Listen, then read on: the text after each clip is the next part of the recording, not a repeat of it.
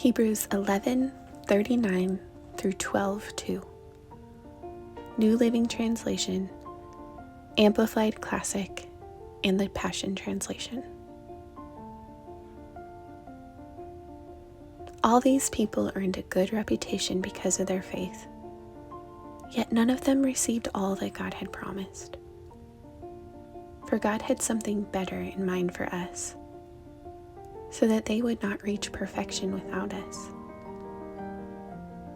Therefore, since we are surrounded by such a huge crowd of witnesses to the life of faith, let us strip off every weight that slows us down, especially the sin that so easily trips us up, and let us run with endurance the race God has set before us.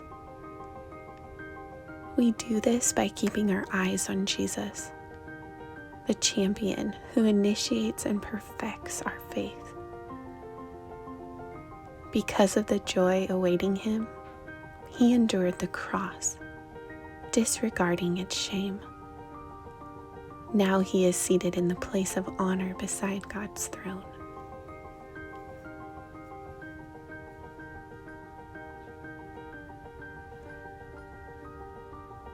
And all of these, though they won divine approval by means of their faith, did not receive the fulfillment of what was promised.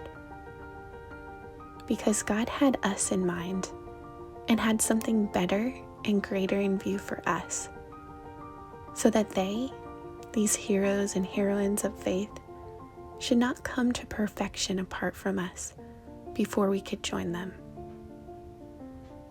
Therefore then, since we are surrounded by so great a cloud of witnesses who have borne testimony to the truth, let us strip off and throw aside every encumbrance, unnecessary weight, and that sin which so readily, deftly, and cleverly clings to and entangles us. And let us run with patient endurance and steady and active persistence the appointed course of the race that is set before us, looking away from all that will distract us to Jesus, who is the leader and the source of our faith, giving the first incentive for our belief, and is also its finisher, bringing it to maturity and perfection. He, for the joy of obtaining the prize that was set before him, endured the cross, despising and ignoring the shame, and is now seated at the right hand of the throne of God.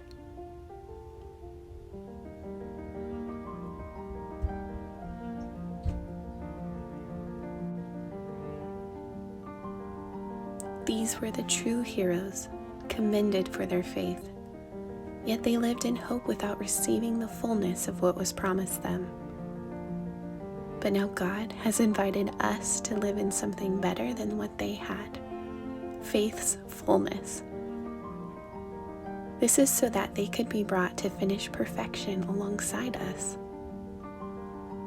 As for us, we have all of these great witnesses who encircle us like clouds. So we must let go of every wound that has pierced us and the sin we so easily fall into.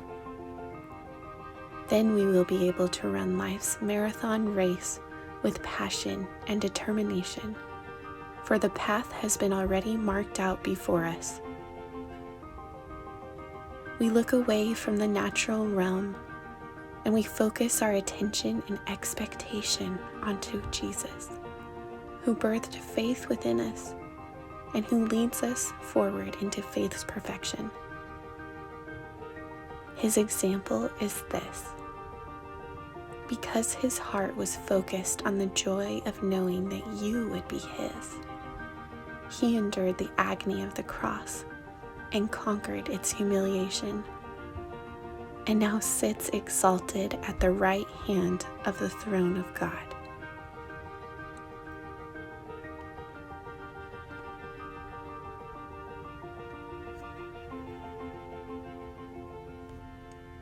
In your healing journey, pray like this: Lord, I believe you are my author and finisher. Thank you for setting my course and then giving me your example to follow. You were faced with the worst possible situation anyone could ever face, and yet you did so with joy. How incredible you are, Lord. May the same joy that you had to endure be mine as well. I choose to set before my view and lay outstretched before me your rewards and promises. Thank you for giving me your word. Thank you for loving me and giving me everything I need to run this race well. I love you.